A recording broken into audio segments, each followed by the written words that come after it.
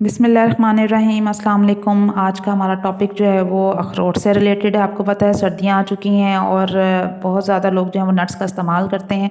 मैं आज इन नट्स में से एक के बारे में बात करूंगी जिसका नाम है अखरोट। मैं बताऊंगी इसमें कितनी ज़्यादा तवानाई है और अगर हम इसका रेगुलर इस्तेमाल करें तो हम दिल और दिमाग की कौन कौन सी बीमारियों से बच सकते हैं। इस इवन के ऐसे लोग जो कि औलाद की नेमत से महरूम है, अगर वो भी इसका रेगुलर इस्तेमाल करें तो उनके अंदर भी बहुत सारे जो मसाइल हैं वो कम हो सकते हैं। सबसे पहले मैं बताऊंगी हार्ट हेल्थ। एक रिसर्च के मुताबिक जो लोग रेगुलर जो हैं वो इस्तेमाल करते हैं अखरोट का, तो उनका जो हार्ट की जो भी प्रॉब्लम्स हैं, जो भी कार्डियोवास्कुलर प्रॉब्लम्स हैं, वो काफ़ी हद तक कम हो गई हैं, हो जाती हैं।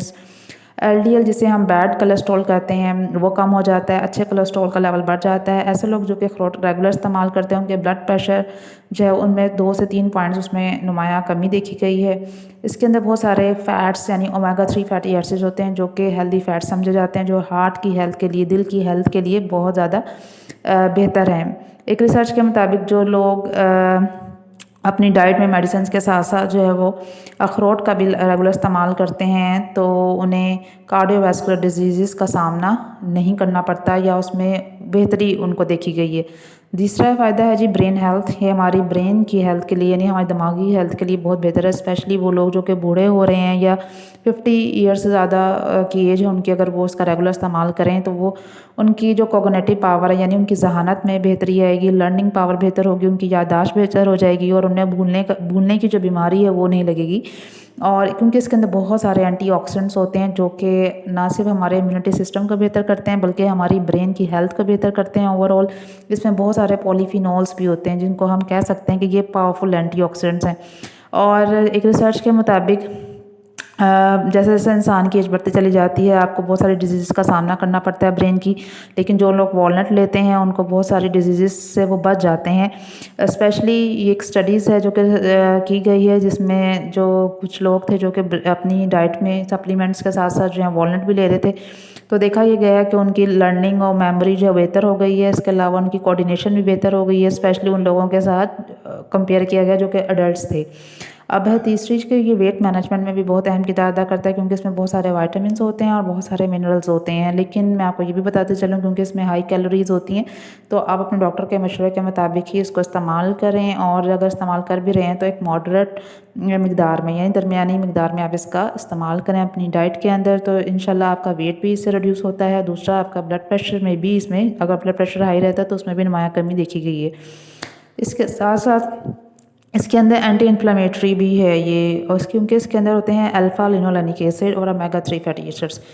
ये alpha linolenic acid anti inflammatory इसकी पावर होती है, यानी हमारे जिस्म के अंदर कहीं भी अगर वरम आ गया या सूजन आ गई है तो ये उसका भी खात्मा करता है। ये सूजन आपके दिल की तरफ भी हो सकती है, आपकी आंतों में हो सकती है, ठीक है, और आपके जोड़ों में हो सकती है। और अब यही सूजन का अगर हम इलाज नहीं करेंगे तो ये हमारे लिए एक बहुत ज़्यादा मसले का बायस बन सकता है। अगर आपके जोड़ों में है तो जोड़ों में शदीद दर्द हो सकता है। तो इसलिए अगर हम अखरोट का रेगुलर इस्तेमाल करेंगे तो इसमें हमारे जो अंदरूनी यानी इंटरनल ऑर्गन्स के अंदर जो सूजन है, जो वरम है, उसमें नुमाया कमी हमें मिलेगी। इसके साथ साथ ये एंटी एजिंग भी है क्योंकि इसके अंदर विटामिन ई होता है और जिंक है, इसमें सेलेनियम है। ना सिर्फ ये आपकी स्किन को बेहतर करता है, आपकी स्किन पे झुर्रियाँ नहीं पड़ती बल्कि आपकी स्किन जो है वो तरोताज़ा रहती है, बल्कि ये आपकी हेयर की ग्रोथ के लिए बेहतर है क्योंकि इसके अंदर जिंक और सेलेनियम होता है जो आपकी ना सिर्फ स्किन बल्कि आपकी हेयर फॉलिंग को रोकता है बल्कि और हेयर की ग्रोथ के लिए बहुत बेहतर है। स्पर्म काउंट को ये बेहतर करता है, जैसा कि मैं आपको पहले भी बताया है कि अगर जो लोग अखरोट रेगुलर इस्तेमाल करते हैं उनकी स्पर्म जो है वो बेहतर होती है, यानी वो लोग जो कि बे औलाद हैं उन्हें चाहिए कि वो नट्स का इस्तेमाल करें। ऐसे बहुत सारे लोग जो कि आलूदा आबो हवा में रहते हैं या बहुत ज़्यादा स्मोकिंग करते हैं तो उनके अंदर जो है वो स्पर्म्स बनते तो हैं लेकिन उनकी क्वालिटी इतनी अच्छी नहीं होती है। तो ऐसे लोगों को चाहिए कि वो अखरोट खाएँ या नट्स लें, उससे उनके स्पर्म्स की क्वालिटी भी बेहतर हो जाएगी और तादाद भी बढ़ जाएगी। इसके साथ साथ ये जो अखरोट है हमारी गट के हेल्थ के लिए बेहतर है, यानी हमारे हाजमे का निज़ाम इससे बेहतर होता है, हमें छोटी और बड़ी आंत के इन्फेक्शंस नहीं होते क्योंकि जब हम अखरोट खाते हैं तो उससे बटारिक एसिड पैदा होता है। ये ख़ास किस्म का एसिड होता है जो कि हमारी जो आंतों के अंदर जो अच्छे वाले बैक्टीरिया होते हैं उनकी ग्रोथ को बढ़ाता है और हमें किसी भी किस्म का जो है वो इन्फेक्शन नहीं होने देता और हमारे जो हाजमे का निज़ाम है वो मज़ीद बेहतर होता है क्योंकि ये हमारी इम्यूनिटी सिस्टम को भी बेहतर करता है। अब क्वेश्चन ये है कि हमें कितने अखरोट खाने चाहिए। कोशिश करें क्योंकि अखरोट क्योंकि गर्म तासीर के होते हैं तो हमें पानी में भिगो देना चाहिए रात को और सुबह उठ के इसका खाना चाहिए। हम नाश्ते से पहले भी इसका इस्तेमाल कर सकते हैं और शाम 4-5 बजे के टाइम भी हम इसको खा सकते हैं। डिपेंड करता है कि हमारी फ़िज़िकल एक्टिविटीज़ क्या हैं। जो लोग बहुत ज़्यादा स्ट्रेस का वाला काम करते हैं या ऐसा काम करते हैं जिसमें फ़िज़िकली जो है वो बहुत ज़्यादा उन्हें एनर्जी खर्च करनी पड़ती है, तो वो 3 से 4 अखरोट भी खा सकते हैं, 6 तक भी वो खा सकते हैं। लेकिन जिनका लाइफ़स्टाइल सेडेटिव है, यानी वो इतना चलने फिरने का काम नहीं है, बैठा रहने का काम है, तो वो 1 या 2 अखरोट का रोज़ाना इस्तेमाल कर सकते हैं। एक बात मैं बताती चलूँ कि कौन से लोगों को अखरोट नहीं खाने चाहिए। ऐसे लोग जिनको नट से एलर्जी है, कोशिश करें वो अखरोट का इस्तेमाल ना करें। ऐसे लोग जिनके पित्ते में पथरी है, उनको चाहिए कि वो भी अखरोट का इस्तेमाल ना करें क्योंकि ये हाई कैलोरी डाइट में शामिल होता है।